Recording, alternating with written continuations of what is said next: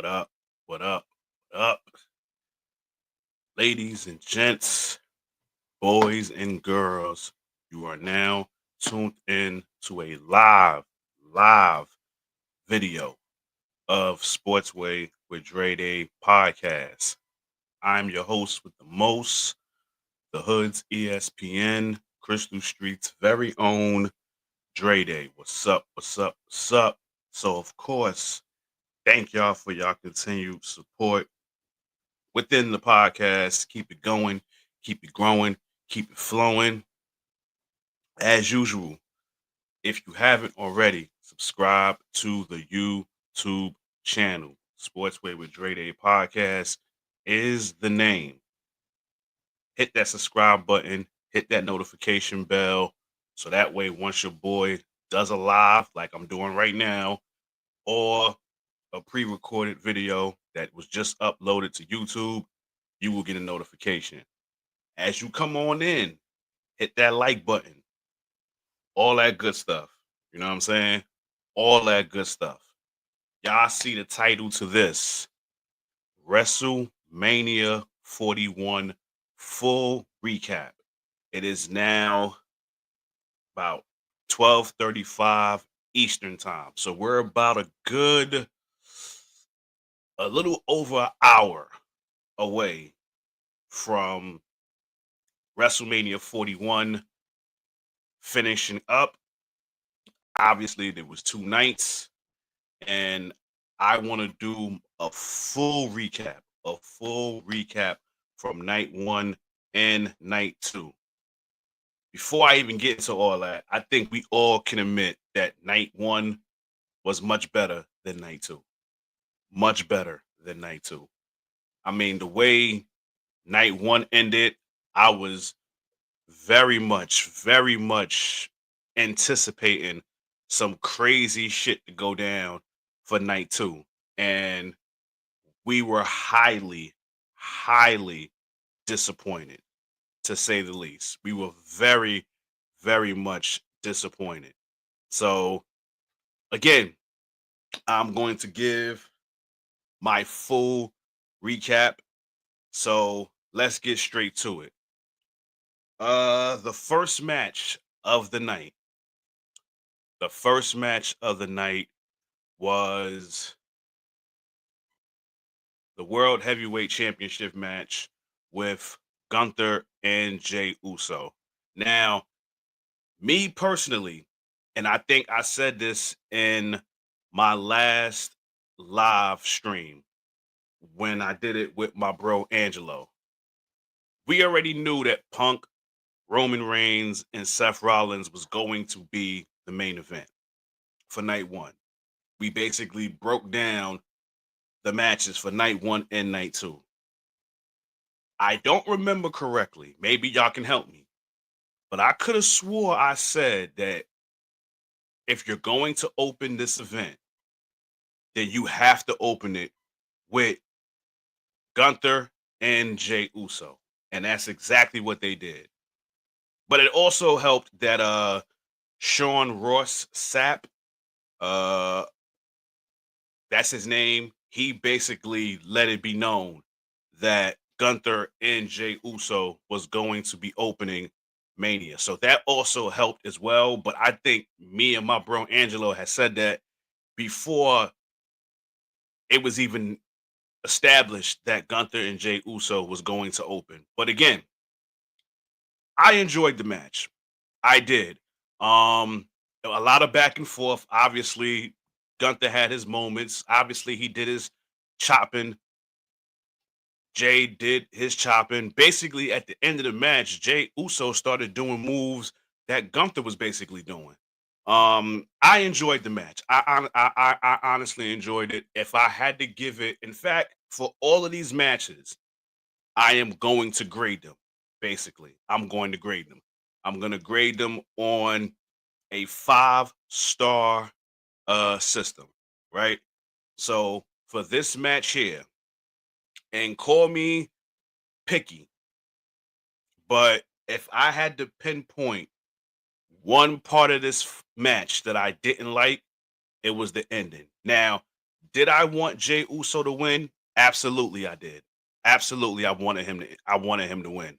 Um, with the momentum that he has had since Survivor Series, him winning the Royal Rumble, I felt that it was time for him to be champ. No disrespect to Gunther. Gunther is my guy, but I just felt that his title run was, eh, it wasn't all that, right? So I figured with the run that Jey Uso has had, why not put the belt on him and see what happens? Um, Now again, my only issue with the match is how it ended because I think if you're going to take the title off of Gunther and you have him lose in a tap out, for me, he tapped out too quick for my liking. Too much for my liking. He tapped out too fast. Too fast. Now, there was a situation in the match where Gunther tried to tap Jey Uso out. And, Jey Uso was basically taking long to get to the ropes. He was fighting. He was fighting. It wasn't a quick tap out, obviously. I felt the same thing could have happened with Gunther. For one, he's the world champ. Two, since he's been on the active roster, he only lost to two people since he's been on the active roster. And that was to Sami Zayn last year at Mania and the Cody Rhodes at Night of Champions and I think Saudi Arabia, I believe. So him losing to Jey Uso, that is now his third loss since he's been on the main roster. And this is how he lose to a tap out. Again, I don't mind losing to a tap out, but I just felt that he lost too quick for my liking. Just too quick for my liking. So if I had to grade this match on a 5-star system, I will give this match a solid 4. 4 out of 5. I will give this match a 4 out of 5. So there you have it. The next match on the card, and listen, a lot of people, I'm seeing a lot of people crucial about this match, and that would be the New Day versus the Road Raiders. Now, this is coming from somebody who's a big New Day fan. Big New Day fan. Uh, I wanted Jey Uso to win. He won. I wanted New Day to win. They won. Now, am I upset that Street Profits wasn't able to defend their tag titles on Mania? Absolutely, I am. Absolutely, I am. Because not for nothing, I'm quite sure their match would have been better than this match. Out of all the matches on this card, at least for night one, this was by far probably the match where I'm quite sure there was people that went to the bathroom. There was some people that threw out their garbage. At least in my area. I mean, I live in East New York, and I know tomorrow is garbage day. So I'm quite sure some people threw out their garbage during this match. Uh, I know some people probably cleaned their kitchen during the match. But yes, out of all the matches from night one, this was by far the worst match.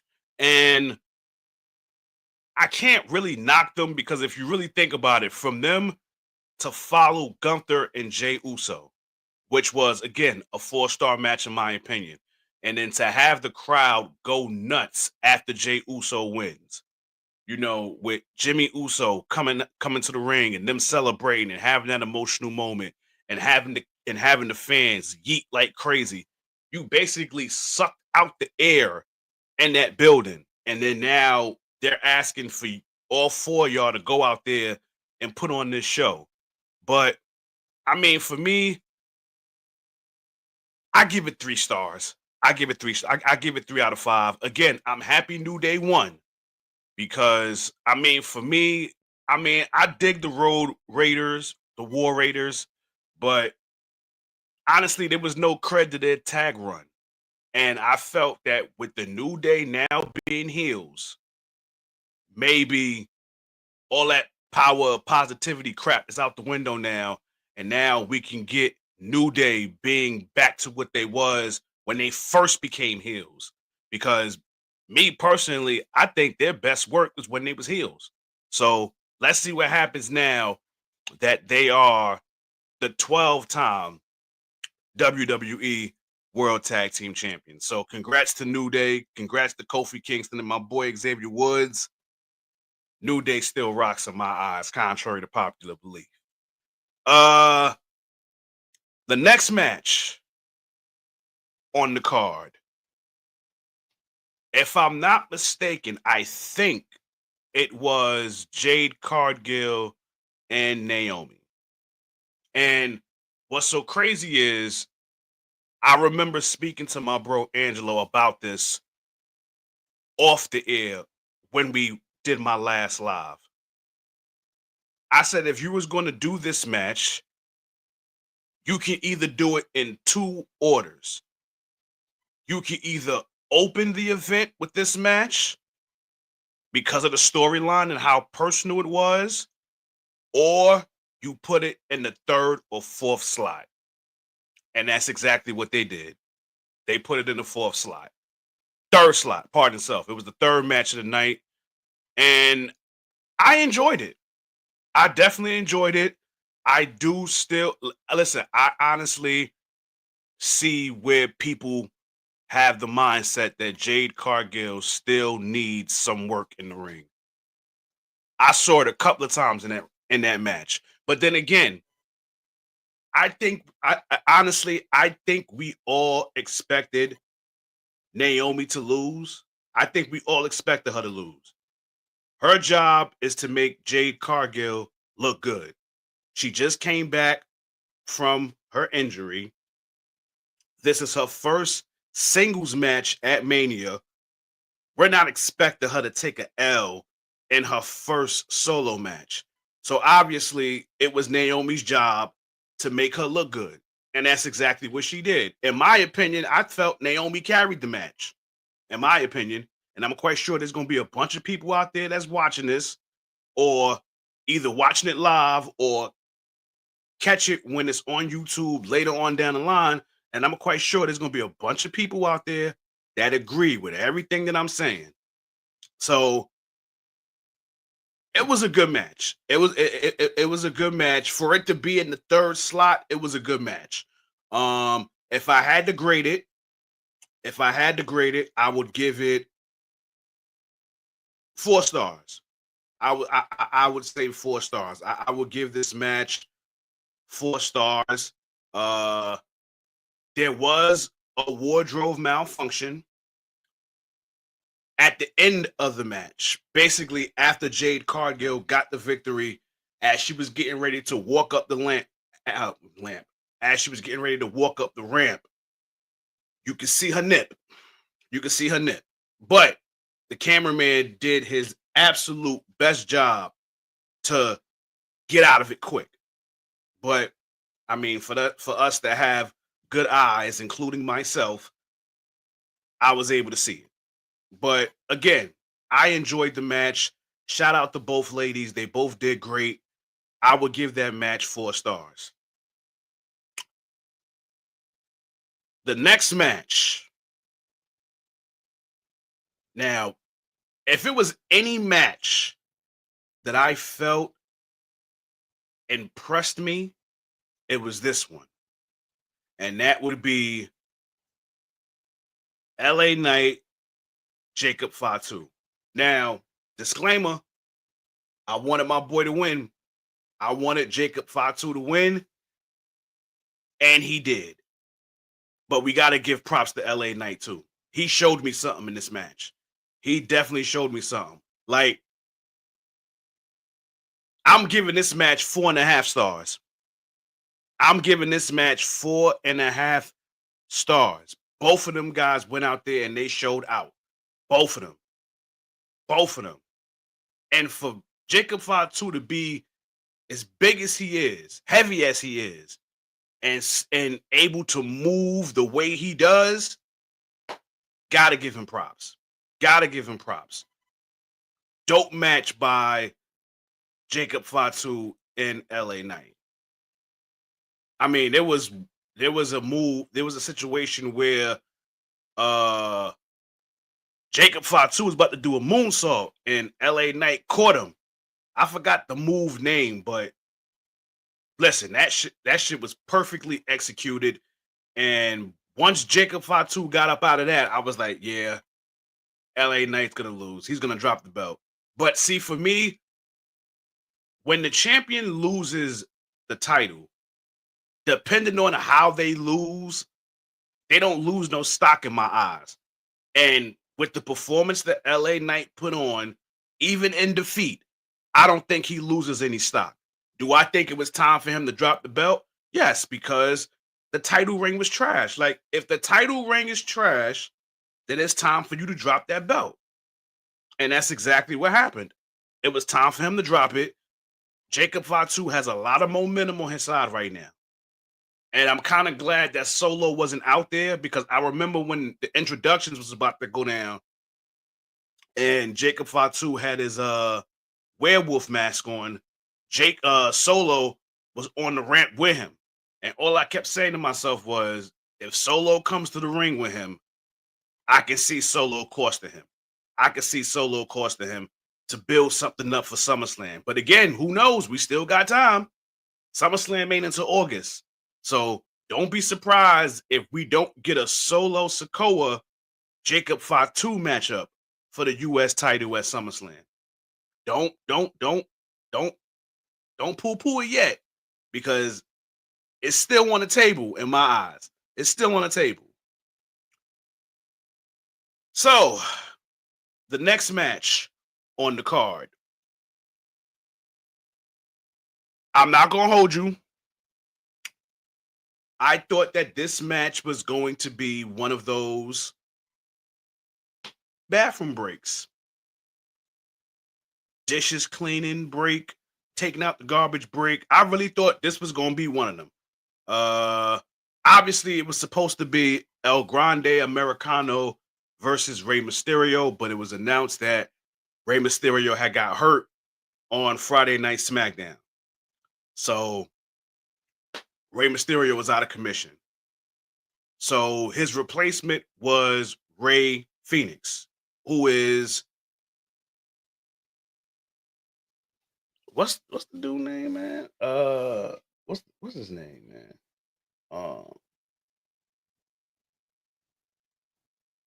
Penta. That's Penta's brother. Excuse me. If I had to grade this match, I would give it 3.5. 3.5. 3.5 stars. 3.5 stars. I do like the fact that even on short notice, because I believe he's from AAA, which was announced during the telecast that WWE has now he now owns the rights to AAA promotions, which is the Lucha promotion. So all of those Lucha wrestlers that was in AAA, they're all in WWE now. And Michael Cole has said something about they're about to have their own event in June at the Forum. I forgot the name of it, but they're gonna have their own PLE event in June. But again, for Rey Phoenix to just show up and be a replacement for Rey Mysterio and still perform, I gotta give him his props. Now, El Grande Americano, listen, obviously we know who's behind that mask, okay? We know who's behind it. And I will say this, I've always liked Chad Gable. I always felt that he deserved a push. And if this is the gimmick that he is going to have to go through to help him get that push, I'm all for it because he's a dope performer. He is a dope performer. Do I think he's quirky at times with the sheesh? Yeah, but can't take away from his performance in the ring. You can't take away his performance in the ring. He's very solid in the ring. He's very careful. And I know he gets compared to Kurt Angle a lot, which, you can see a lot of similarities in their style. But Obviously, he's the one behind that mask, and I'm all for it. Uh, I want to know how long they're gonna go along with this before you know it comes out that he's the person behind the mask. But we're gonna see. We're gonna see. But again, I give that match 3.5 stars. 3.5 stars. The next match, the women's title match between Tiffany Stratton and Charlotte Flair. I felt that this match possibly, I'm gonna give it. I'm torn between 3.5 and 4. Um, I felt the match could have been better, but there was a time where Charlotte was very, very. How can I say it? She was very nursing that knee of hers that she just came back from when she tore her ACL. But I will give Tiffany Stratton her props because within the match, you can see that she changed her approach when she basically seen how Charlotte Flair was catering to that knee. She said, "You know what? I'm gonna switch things up. I'm gonna show how poised I am in this ring, and now I'm going after the knee." So I give it. I'll give this match a 3.5. I'll give it a 3.5. I'll give it a 3.5.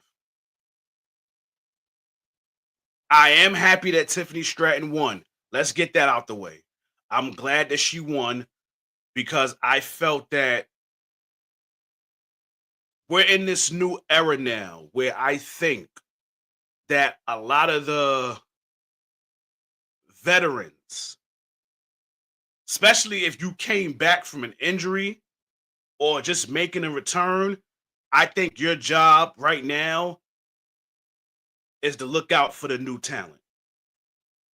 And I can listen, I can see why fans are disgusted with Charlotte because you just came back from an injury,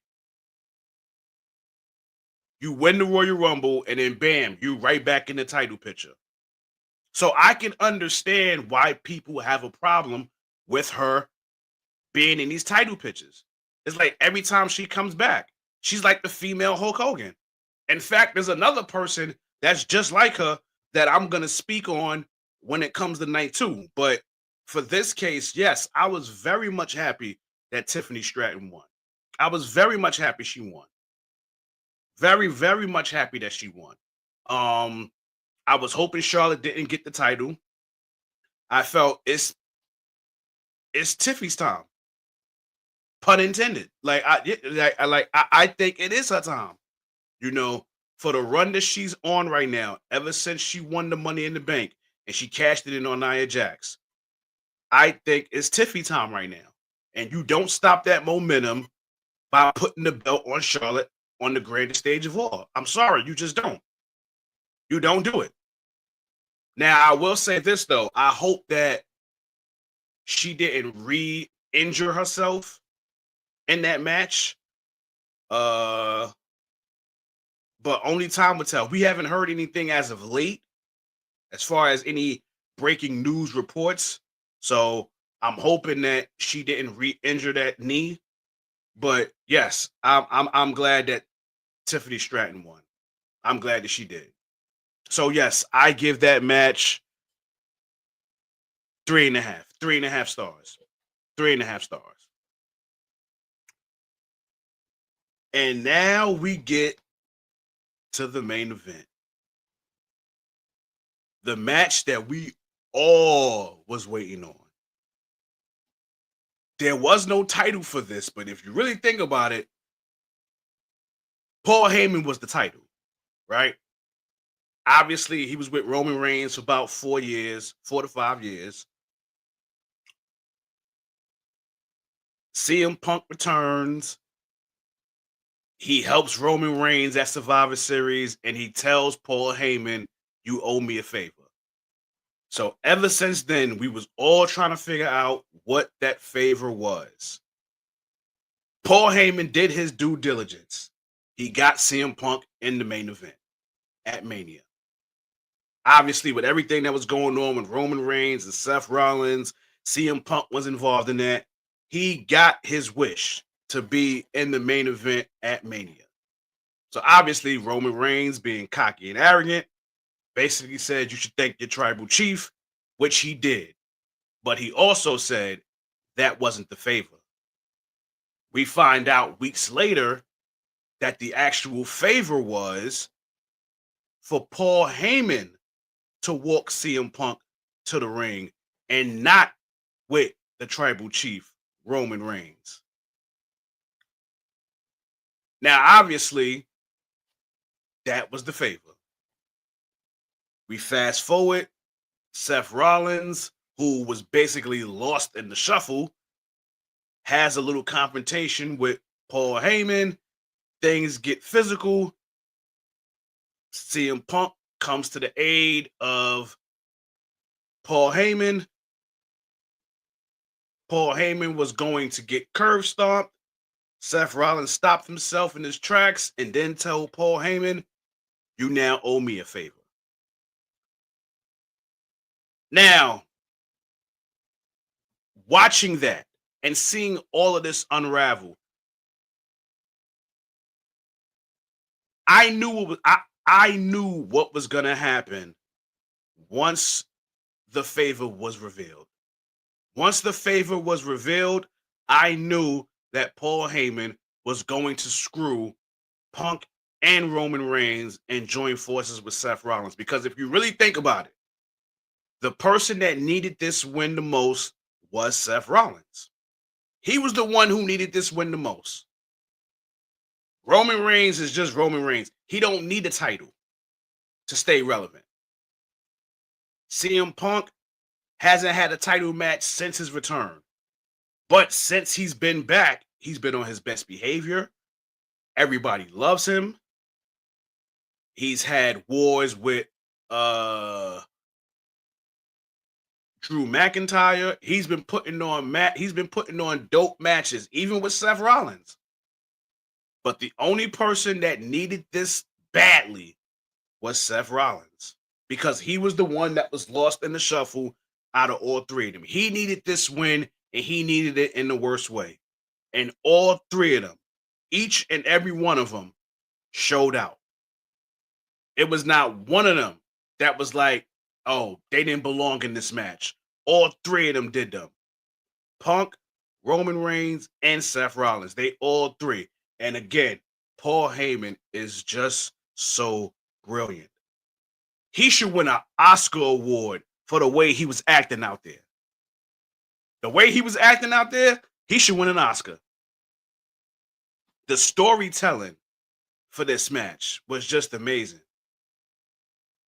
With us possibly getting a Shield reunion with Seth and Roman powerbombing Punk to the table, but Roman just said, "You know what? F it, I'll do it myself."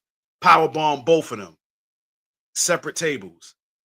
I can't even count how many GTSs happened. I can't even count how many spears happened. I can't even count how many curb stomps happened. It was so many kickouts to these moves, it wasn't even funny. But then you get to Paul Heyman. When it got to the end and he grabbed that chair, and I think what made it even more cinematic was you basically had Roman Reigns and CM Punk looking at Paul Heyman to see who he was going to give that chair to. So he's looking at Roman Reigns and then just slides the chair to CM Punk.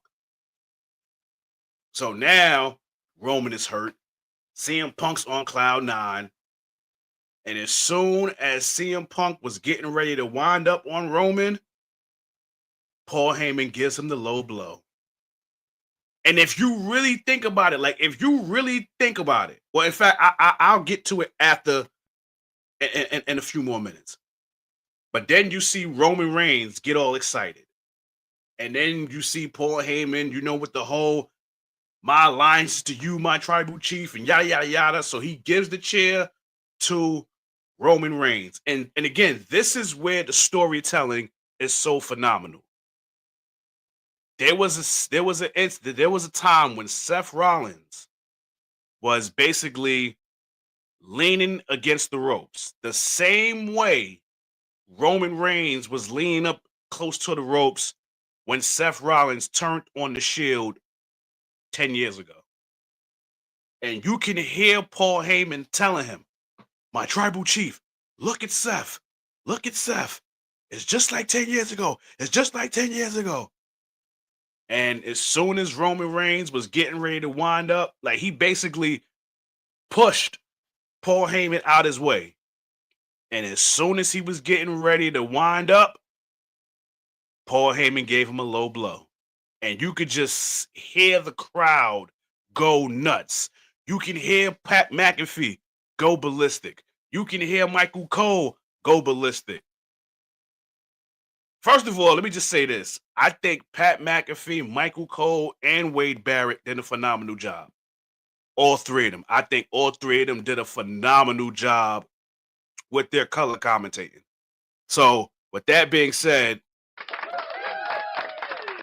absolutely. Absolutely. We got to give them a round of applause.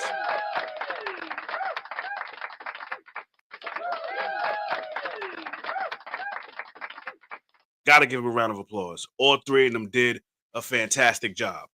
But yes, so Paul Heyman basically did a double screw. He screwed Punk and he screwed Roman Reigns. But if you really think about it, like if you really put two and two together, when he low blowed CM Punk, he was very emotional after that. Very emotional. But when he did it to Roman, it's like he got so much satisfaction out of doing it.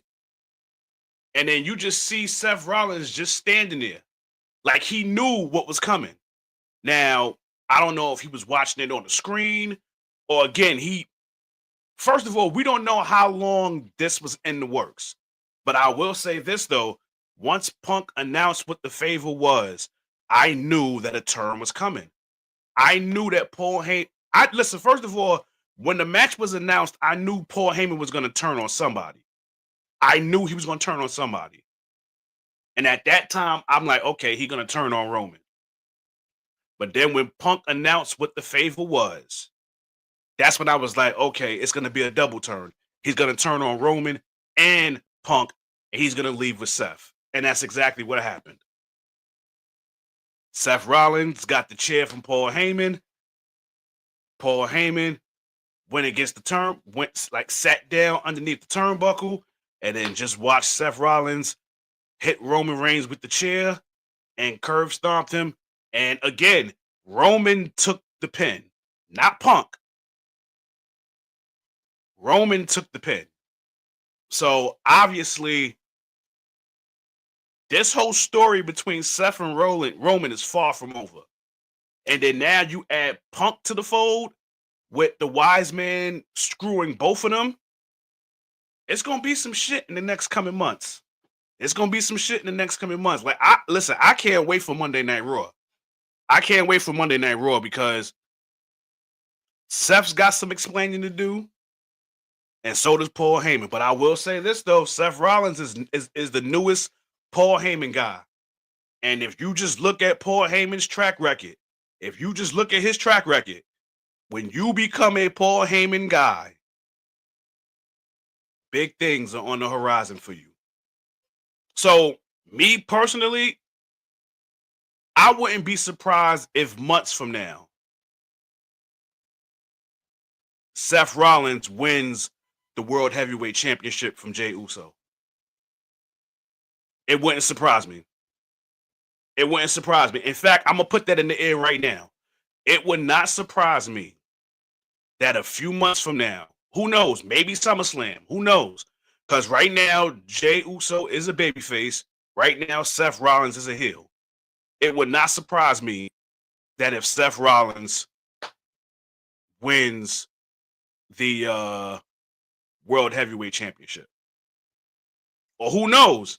Maybe he wins Money in the Bank, become a 2-time Money in the Bank winner. Who knows? But again, now that Seth Rollins has aligned himself with Paul Heyman, those are my two theories that I have for Seth freaking Rollins. Either he wins Money in the Bank, or he beats Jey Uso for the World Heavyweight Championship. That's what I see happening. But that was night 1.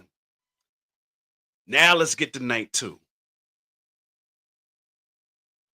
I am so proud of Io Sky, Bianca Belair, and Rhea Ripley. Oh, triple threat main event, night 1, 5 stars. 5 stars. 5-star match. 5-star match. So the closing match for night 1 was a 5-star match. And the opening match for night 2 was a 5-star match. Now, listen, I know there's so many people out there that got their panties in a bunch. They are so upset that it wasn't Rhea Ripley and Bianca Belair. Yes, we get it. We all wanted that match for Mania. Yes, we all wanted it. But Io Sky showed why she deserved to be in that match. Now, of course, there's going to be some people out there that say, oh, she got carried. She got this. She got that. Well, then, hey, y'all felt she was y'all was feeling like she was an afterthought anyway, right? So, okay, let her get carried in the match. And then when it's time for her to do something, let her sneak in there and get the victory. So for me, I have no problem with her winning. I actually wanted her to win. Because for her to be the champ and for her to be an afterthought as it pertains to Bianca and Rhea Ripley, when Rhea Ripley had never beat her before, I think she was 0-3 against Io. And then Io was, I think, 3-0 in triple threats? And what's going on with everybody booing Bianca? I'm honestly not liking that. Like, I'm not liking my girl Bianca getting booed like this. But listen, you know what happens on the Raw after WrestleMania. So does Bianca turn full-blown heel tomorrow? I don't know. I know I'll be tuned in because I'm off from work too. So I will definitely be tuned in. But again, like I said, all 3 of them women showed out. All 3 of them showed out. Each and every one of them. It's just like the triple threat with Punk, Roman, and Seth. All 3 of them deserve to be in that match. All 3 of them. And it didn't surprise me because all 3 of them were great performers. All 3 of them. Rhea, Bianca, and Io. All 3 of them are amazing performers. So I wasn't surprised that they showed out the way they did. So, yes, 5-star match.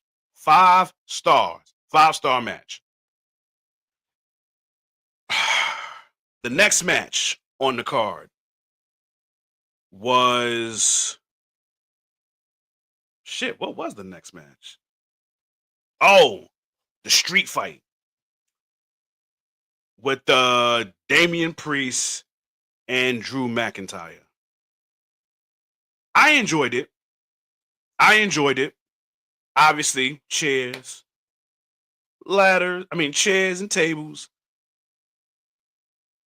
I will give this match 4 stars. I felt that Drew McIntyre definitely needed to win more. Because, he'd been on his crybaby campaign, right?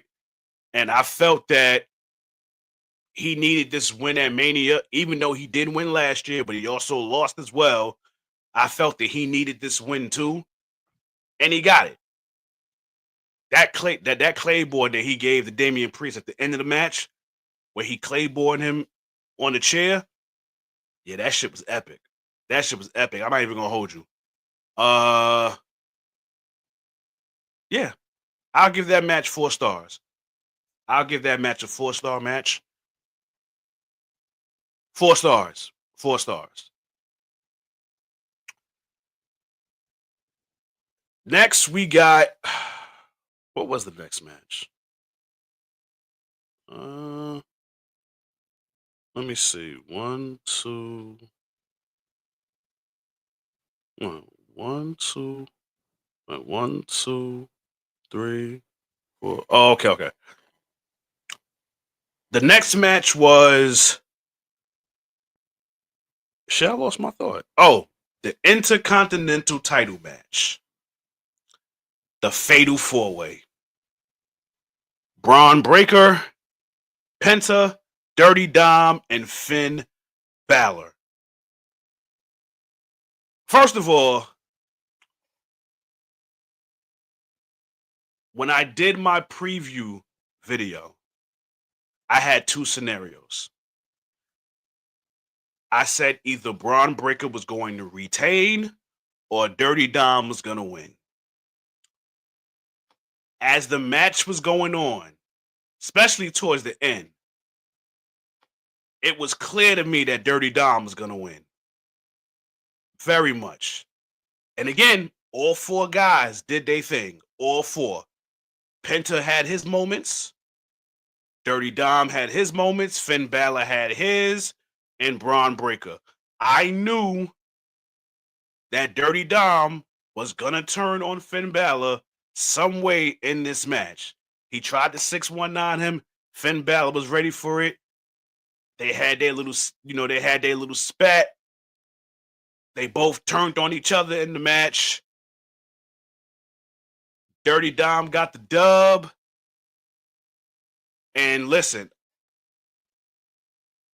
I could see a babyface turn for him coming soon. Because the way the crowd galvanized behind him and the way they was cheering for him after he won, I can definitely see a babyface turn coming soon for Dirty Dom. I'm honestly very much looking forward to Raw after WrestleMania. Because for all of us that are wrestling fans, a lot of crazy stuff happens on that Raw after WrestleMania. So I'm very much interested to see what happens. Very much interested.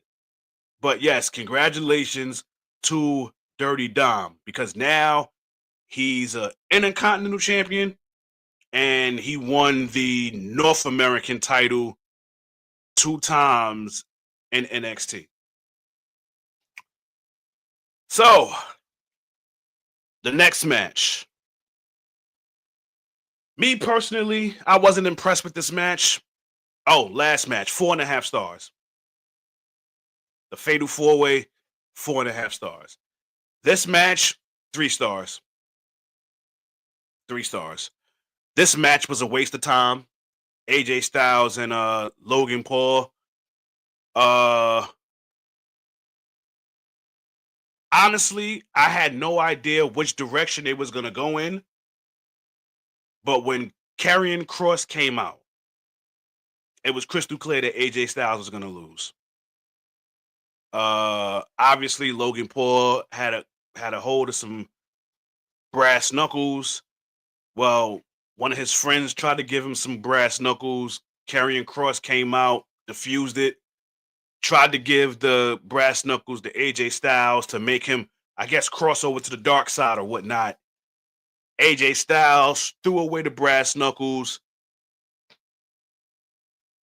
knocked Karrion Kross to the floor, got back in the ring, and then lost. Once that happened, I knew he was going to lose. This match didn't even need to be on Mania. They could have put this for Raw after Mania. If anything, they could have gave that slot to Street Profits, and they could have had defended the SmackDown tag titles. This match didn't need to be on there. It didn't. This match was a waste. So for me, the two worst matches for Mania was New Day and War Raiders and AJ Styles and Logan Paul. Those were the two worst matches on the whole card. And then we get to the women's tag title match. You had Liv Morgan and Raquel Rodriguez against Lyra. Dang, what the hell's her last name? Volcaria. She was looking amazing in her ring gear. That white, like that white looked good on her. That white looked good on her. That's all I'm gonna say. That white was looking good on her. That's all I'm gonna say. But it was supposed to be my girl Bayley. That was supposed to be her tag partner. But it was announced on night one that Bayley had got attacked backstage and that she was not going to be ready for the match. As soon as that happened, as God is my witness, I said the replacement was going to be Becky Lynch. I knew it already. I already knew it. This was before I even knew that Becky Lynch was backstage on Cloud 9 when she found out what was going on with Seth Rollins and Paul Heyman.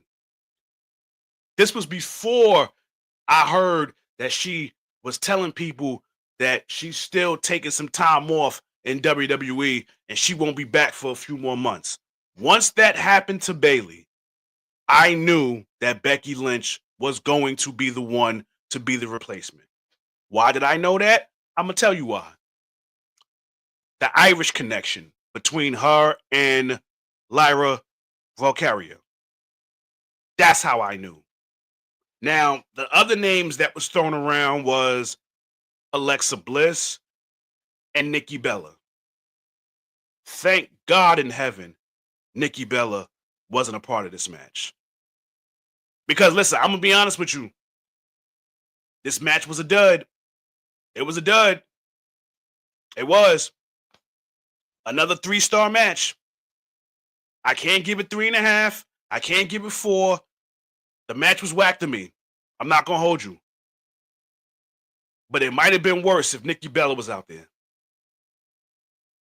It might have been worse. It might have been worse. Liv Morgan was looking amazing, though. She did her yelling at the ref. Liv Morgan is a dope performer.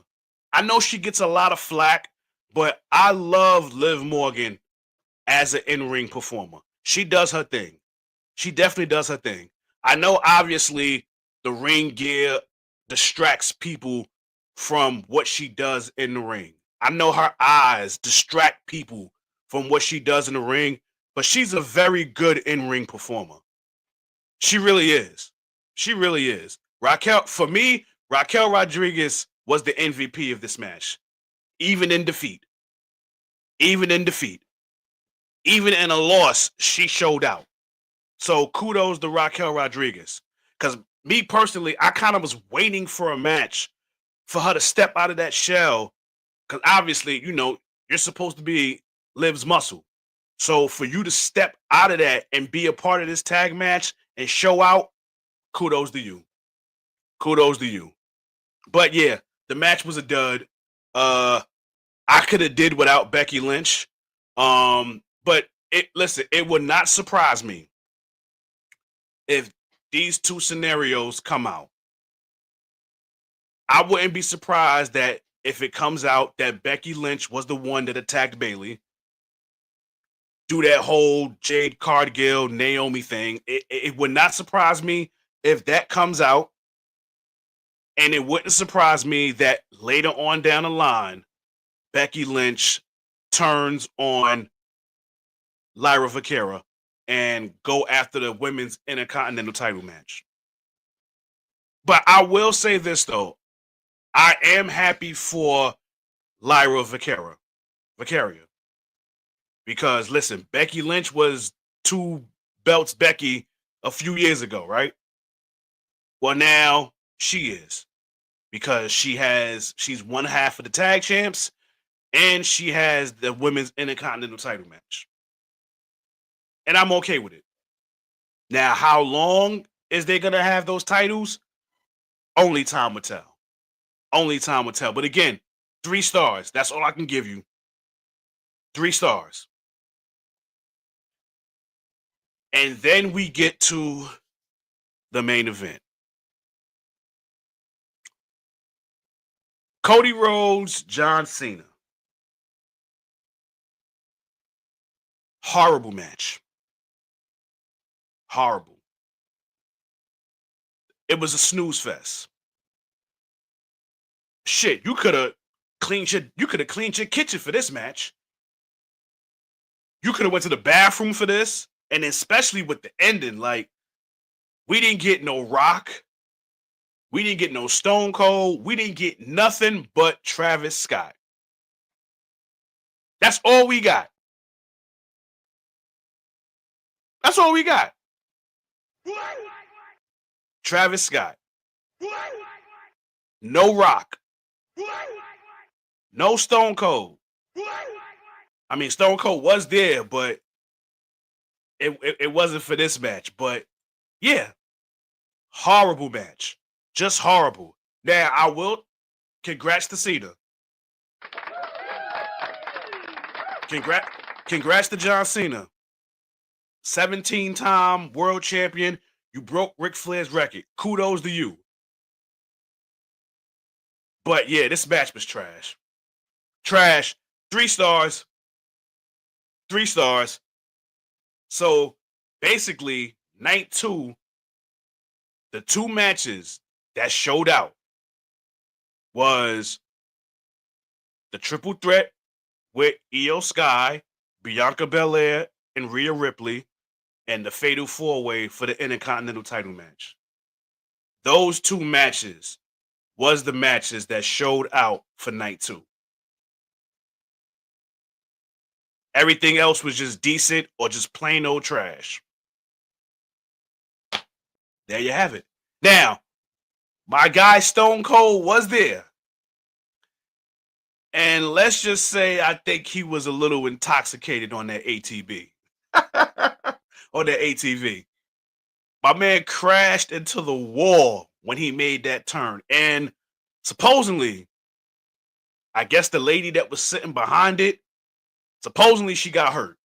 Now, I'm quite sure Stone Cold is gonna hook her up with a little something. But yeah. That's not how I wanted to see Stone Cold. That's not how I want to see him. I didn't want him coming out there telling us how many people was in the building. That's not what I want to see from him. I wanted him to come out there and give some stunners, okay? We didn't even get The Rock. We got Travis Scott. Like, for real? Come on, man. Listen, how night 1 ended, I was so ready for night 2. Because I'm like, yo, if night 1 ended like this, night 2 gotta be better than this. It gotta be. It has to be. And then this is what we get?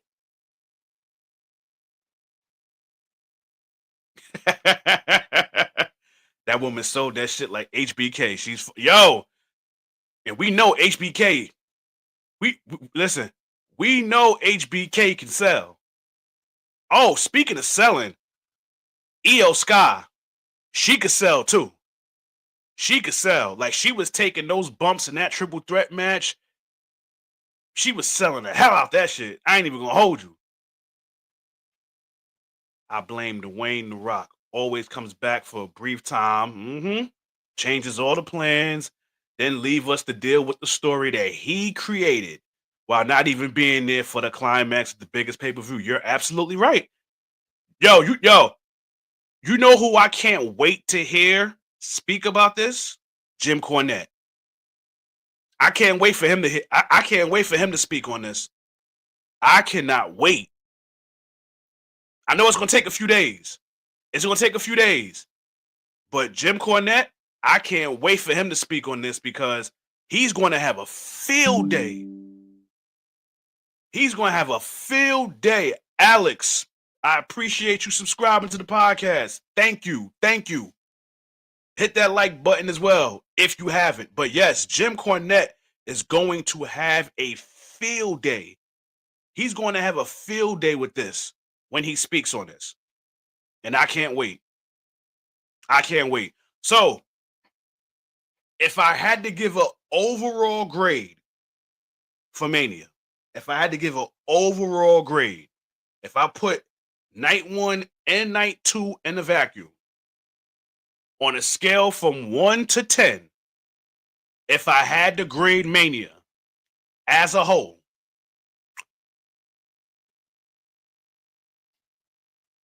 I give it a solid 7.5 to 8. A couple of them 3-star matches messed everything up for me. They messed everything up for me, honestly. Again, I love that Stone Cold was there, but that's not how I wanted him to be there. I love that Shawn Michaels was there. That's not how I wanted him to be there. Like, you don't take 2 of my top 5 and have them come out there and just let people know how many people was in the building. No. If you're going to bring Shawn Michaels out, I want somebody to get hit with some sweet chin music. You understand what I'm saying? You bring Stone Cold out, I want somebody to get stunned. But unfortunately, that wasn't the case. So I got to penalize them for that. You're not going to have 2 of my top 5 come out there and just letting us know how many people was in the building. That's not good enough for me. You watch your rabbit ass mind. You smoking something. And I ain't with it. Not with it. Not with it. So yeah. So from the 3-star matches to then having my guy Austin and HBK just come out there and just telling us how many people was in the building. Yeah, I'm giving WrestleMania overall. You know what I mean? Like I'm giving them an overall with the. I'm gonna give it an overall 7.5 to 8. Yeah.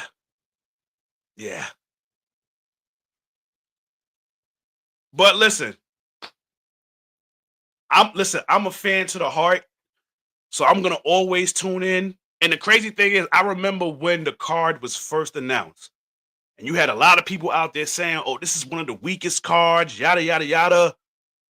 The matches that I felt was gonna show out showed out.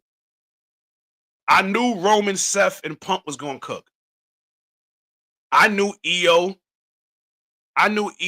Rhea, and Bianca was gonna cook. I just knew it. If Dwayne only gonna show up on TV and in storyline up at his convenience on his time for only Triple H to clean up his mess, don't show up at all. Then I listen, Alex. I agree with you. I am 100% in agreement with you. I am. And unfortunately, what's gonna happen is Triple H is gonna get the bulk of the blame for this. When in reality, this is The Rock's doing. But I'm not gonna hold you. Trips does get some of the blame. Because, listen, there was one match on this card that I wanted so bad, and we didn't get it. And that was Bayley and Roxanne Perez. I was very much invested in that match happening. I was very much invested on seeing that match happen. And we didn't get it. For whatever the reason may be, we did not get Bayley and Roxanne Perez, and I was disgusted by that. I was disgusted.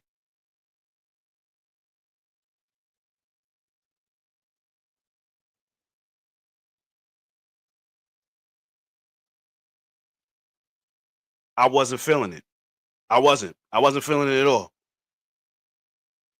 Wasn't feeling it at all. But hey, 7.5 to 8. That's not a bad grade for Mania. I don't think it's a bad grade. I don't. But that's my WrestleMania recap. I don't want to be on this for that long. I don't usually do lives, but you know what? I said, you know what? Instead of doing the pre-recorded and then just dropping it late, why not just go live with it? You know, everybody is still high on Mania, so why not? So there you have it. And I want to start getting in the groove of doing more lives, whether it's WWE worthy or WNBA worthy or NBA worthy. So I'm gonna start trying to institute some live some live videos as opposed to doing what I've usually been doing, and that's just recording stuff and then just uploading it. So I'm gonna start doing some lives more often. Um I don't know if I'm gonna try to do it once a week because again, with my work schedule, it's kind of difficult to functionate. But I'm gonna try to do something. I'm gonna try to cook a live up for y'all more often. But once again, for all of y'all that have tuned in, thank y'all for the continued support. Keep it going, keep it growing, keep it flowing. Shout out to Alex for subscribing to the channel. Um, Hit that like button, share the video, tell a friend to tell a friend, all that good stuff. For everybody else that was watching, subscribe to the channel if you haven't already. Hit that like button, tell a friend to tell a friend, all that good stuff. In closing, I'll just say this. I hope everybody had a great Easter. Everybody had a safe Easter. In closing, y'all know how this goes. This has been another video or episode of Sportswear with Dre Day podcast. Thank y'all for y'all support. Keep it going, keep it growing, keep it flowing. Catch y'all on the flip side. God bless. Peace and love. Your boy is out of here. Peace.